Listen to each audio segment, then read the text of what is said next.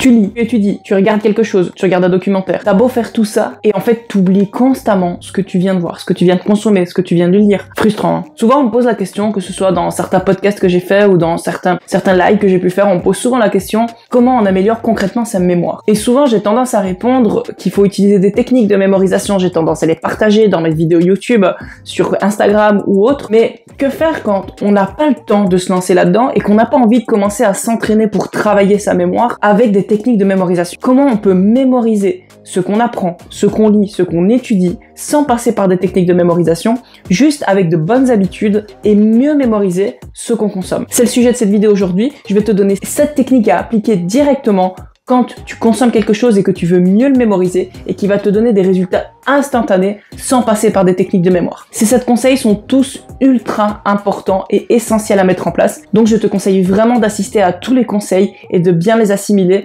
pour pouvoir avoir des résultats concrets directement juste après cette vidéo. Salut à toi, je m'appelle Céline Delucet, je suis maître international de mémoire, je suis également coach et formatrice en mémoire et en performance cérébrale. Sur cette chaîne, tu vas apprendre comment mieux optimiser ton cerveau, comment mieux l'utiliser et comment avoir des résultats énormes et comment avoir de meilleures performances en termes cérébrales. Donc si t'es intéressé par le sujet, ce que je pense qu'il est le cas si tu es là, n'hésite pas à t'abonner à la chaîne pour avoir accès à toutes ces vidéos et être au courant à chaque fois qu'il y a une nouvelle vidéo qui sort avec un nouveau secret que je dévoile. Et surtout, n'oublie pas de laisser un j'aime à la vidéo si le sujet t'enthousiaste et si tu as envie d'avoir plus de vidéos sur ce sujet. Et n'oublie pas de me laisser un petit commentaire pour me donner ton avis, c'est toujours le bienvenu et je réponds à tous les commentaires. Aujourd'hui, c'est 7 conseils ultra importants que je m'apprête à te donner pour t'aider à mieux mémoriser, mieux absorber les informations dans tout ce que tu fais. Ces conseils, ce ne sont pas des techniques de mémoire à mettre en place, ce ne sont pas des entraînements, ce sont des choses qui ne requièrent aucune compétence, aucun prérequis et que tu peux juste mettre en place directement pour avoir direct des résultats et pour mieux favoriser ta mémorisation d'informations.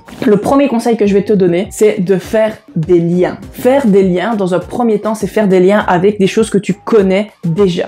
Pourquoi c'est important? Il faut savoir que tu as une mémoire de travail. Ta mémoire de travail, c'est la mémoire qui est mise en jeu quand tu es en train de faire quelque chose, quand tu es occupé à faire quelque chose, quand tu es en train de l'assimiler au début. Cette mémoire de travail, elle est limitée dans le nombre de choses qu'elle peut avoir simultanément. Cette mémoire de travail, elle est ultra importante parce que c'est une espèce de phase de stockage temporaire avant de transférer tes informations dans ta mémoire à long terme ou de les oublier. En faisant des liens avec des choses que tu connais déjà, c'est-à-dire qui sont déjà stockées dans ta mémoire à long terme, ça te permet de créer une connexion entre ta mémoire de travail et ta mémoire à long terme et donc de transférer tes informations plus naturellement dans ta mémoire à long terme et de pouvoir mieux les retrouver, de pouvoir mieux les associer. Mémoriser, c'est faire des connexions entre tes neurones, c'est tout, il y a rien d'autre. C'est pas produire plus de neurones, c'est faire des connexions entre tes neurones. Et donc si tu arrives à faire une connexion entre quelque chose qui était dans ta mémoire à long terme et quelque chose qui est dans ta mémoire de travail, tu favorises fortement la mémorisation de cette information. La deuxième technique que je peux t'apprendre, c'est de nouveau des liens, mais c'est des liens avec le futur. En fait, l'idée, c'est que quand tu veux mieux mémoriser quelque chose que tu t'apprêtes à consommer, que tu t'apprêtes à apprendre, ce qui va être important, c'est de comprendre en quoi je vais avoir besoin de ça. Et donc de se poser une question concrète par rapport à ça. C'est-à-dire de faire un lien avec ton avenir, ton futur. En quoi ça va te servir plus tard. De quoi tu as besoin exactement et comment tu vas l'utiliser, comment concrètement tu vas avoir des résultats avec ce que tu viens d'apprendre. Ces liens avec le futur, ils te permettent en fait de faire quelque chose de très important. C'est de te poser une question avant de consommer l'information. Des études, elles ont été faites et elles ont montré que quand des étudiants se posaient la question et il y avait quelque chose de précis à chercher dans un document et qu'après ils passaient un examen global sur le document, ils avaient de meilleurs résultats, même global, alors qu'ils avaient qu'un sujet à chercher, que ceux à qui on n'a pas donné un sujet précis à chercher et qui avaient juste tout le document à étudier. La raison, elle est simple, c'est quand ton cerveau est préconditionné à chercher une information, il va absorber mieux l'information, il va également absorber tout ce qu'il va consommer autour de l'information. Il va être plus attentif et l'attention, c'est une des conditions indispensables pour mémoriser. Et donc, quand tu sais très bien ce que tu cherches avant de le chercher, il y a plus de chances que tu le cherches et que tu te souviennes de ce que tu as trouvé. Le troisième conseil que je vais te donner, ça s'appelle l'entrelacement. L'entrelacement, c'est un peu tout l'inverse de ce que l'école t'a appris jusque maintenant et la façon dont l'école enseigne, que ce soit dans les manuels scolaires ou que ce soit même dans les livres d'apprentissage, n'importe quoi. L'entrelacement, c'est l'idée de mélanger les sujets et les catégories, les choses, les problèmes que tu cherches à mémoriser. De mélanger tout ça et d'apprendre tout dans le désordre. Par exemple, dans l'apprentissage d'une langue, au lieu d'étudier le temps présent, le temps passé et le temps futur, tu mélanges les temps et tu mélanges un petit peu la façon dont tu les absorbes. Ça peut paraître contre-intuitif comme ça, mais c'est ultra important et ça va permettre en fait de vraiment modeler ton cerveau et modeler justement ces connexions que tu fais dans ton cerveau, puisque tu vas forcément connecter toutes ces choses, des différents problèmes que tu connais, pour après que ton cerveau puisse vraiment synthétiser tout ça, synthétiser cette information et ensuite être plus à l'aise lorsqu'il va résoudre des problèmes liés à tout ce que tu as mélangé. Et donc en fait de nouveau, le fait de entrelacer, donc c'est-à-dire le fait de mélanger un petit peu tous ces différents sujets et tous ces différents problèmes vont favoriser la formation de liens, et ces liens sont aussi importants de ce que je t'ai dit au début avec ces liens que tu fais avec le passé, puisque la mémorisation ce n'est que la formation de liens, et donc en connectant les choses entre elles, en connectant les différents sujets entre eux, en faisant des liens entre tout ça, tu favorises vraiment le ancrage dans ta mémoire. Quatrième technique, ce qu'on appelle la technique de la plante verte, que tu peux appeler aussi la technique du canard en plastique, que j'ai lu une fois, la technique du chat, la technique du meuble, la technique du miroir. L'idée en fait c'est que quand tu viens d'apprendre quelque chose, il est bien de le réexpliquer à quelque chose ou à quelqu'un. On n'a pas toujours quelqu'un sous la main et donc on a appelé ça la technique de la plante verte, puisque tu prends la première plante verte que tu trouves chez toi et tu lui expliques cette plante verte qui peut être un chat, un meuble, un gâteau, un miroir avec toi dans le reflet du miroir, peu importe. Mais l'idée en fait c'est que à chaque fois que tu as quelque chose que tu viens d'apprendre, que tu viens de lire, que tu viens de consommer, il y a cette espèce de fausse croyance que tu as que tu la connais, il n'y a pas de problème, tu sais de quoi il s'agit, tu viens de le voir.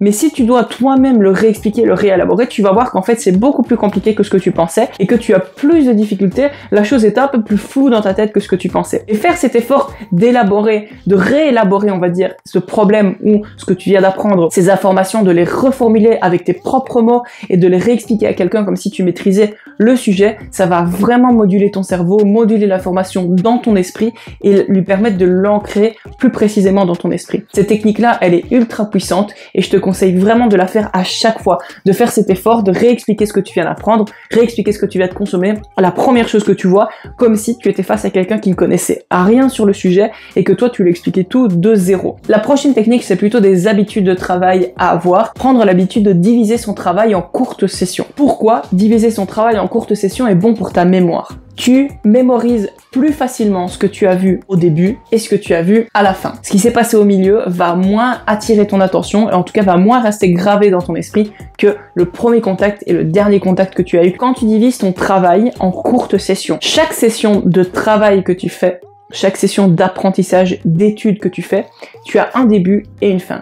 Et tu as plus de chances de mémoriser et de te souvenir de ce qu'il y avait au début de ta session et à la fin de ta session. Et donc, si tu multiplies les courtes sessions, tu vas multiplier le nombre de débuts et le nombre de fins. Et donc tu as plus de chances de te souvenir de plusieurs petites sessions que d'une grande session où dans une grande session de plusieurs heures, tu auras un début et une fin et rien au milieu. J'ai parlé un petit peu de la technique Pomodoro il y a pas longtemps en te disant pourquoi la technique Pomodoro en tant que telle ne fonctionne pas et comment tu peux l'adapter. Et justement avec ces courtes sessions, ça m'amène à la prochaine et avant-dernière technique qui est la qualité de tes pauses pour favoriser le mode diffus. La technique du mode diffus, c'est l'idée qu'en fait ton cerveau il passe toujours entre deux modes, le mode concentré et le mode diffus. Le mode concentré, c'est quand tu es concentré sur un travail tel que le nom l'indique, où ta partie avant de ton cerveau fonctionne intensivement et il y a uniquement cette partie-là qui fonctionne. À l'inverse, quand tu n'es pas concentré, ton cerveau est en mode diffus, c'est-à-dire que ton cerveau est ouvert, il n'y a plus une seule partie qui travaille, mais c'est tout ton cerveau qui est là, qui respire et les informations voyagent alors tout autour de toutes les zones de ton cerveau. Le mode diffus, c'est typiquement le mode dans lequel tu es quand tu prends une douche, quand tu conduis, quand tu es en mode pilote automatique et que ton cerveau respire. C'est dans ce mode diffus que toutes tes idées te viennent. Par exemple, on sait très bien que quand tu es face à un problème, dès que tu quittes ce problème et que tu te mets au volant de ta voiture, que tu es en train de prendre une douche ou que tu fais une sieste, la solution émerge. Parce que justement, ce mode diffus, comme tout ton cerveau travaille dans sa globalité et plus le lobe frontal, les idées, la créativité se développe et c'est à ce moment-là vraiment que les idées apparaissent et que tu trouves des solutions. Et donc, c'est important que entre tes sessions courtes de travail, ton cerveau soit en mode diffus. Être sur ton téléphone ne favorise pas un mode diffus.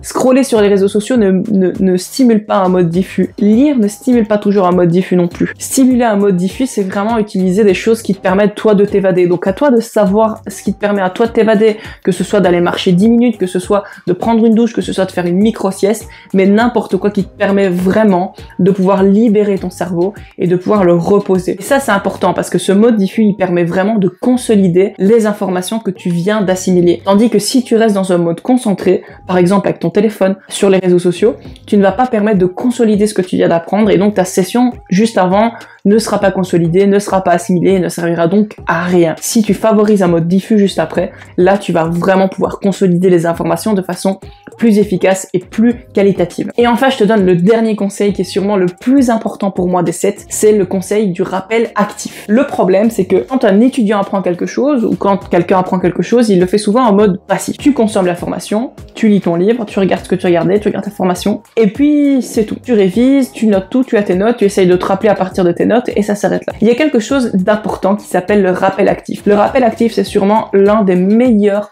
réflexes et l'une des meilleures habitudes que tu dois avoir pour favoriser ta mémoire. Le rappel actif, c'est de toi-même, en partant de zéro, te rappeler naturellement d'un maximum d'informations, sans tricher, sans aller voir ce qui se passe. C'est-à-dire, tu viens de terminer le chapitre de ton livre, tu ne reparcours pas le livre, tu le fermes et tu essaies de te rappeler d'un maximum d'informations, de faire cet effort de rappel actif, et donc d'aller chercher au plus profond de toi tout ce que tu te souviens du chapitre. Et là, tu vas te rendre compte peut-être même que tu as une espèce de fausse croyance, comme je l'ai dit auparavant, par rapport à ce que tu penses savoir, et en fait, tu ne te souviens de pas grand-chose du chapitre, tu te souviens que d'idées plic-ploc. Et donc justement, ça te permet de savoir où sont tes faiblesses, que tu ne te souviens pas, et ce en quoi tu vas revenir juste après. Cet effort de rappel actif, tu peux le faire aussi pendant ta lecture. Tu te coupes à certains moments, ou dans une formation, dans une vidéo, tu te coupes à certains moments pour essayer vraiment de, par surprise, qu'est-ce que tu viens de savoir, qu'est-ce que tu viens d'apprendre. Et tu essaies de faire remonter tout ça, et de savoir de toi-même, activement, de quoi tu te rappelles. Ce rappel actif, en fait, il permet vraiment de nouveau de recréer des connexions entre tes connaissances, de recréer des liens, et surtout de consolider des liens que tu as déjà,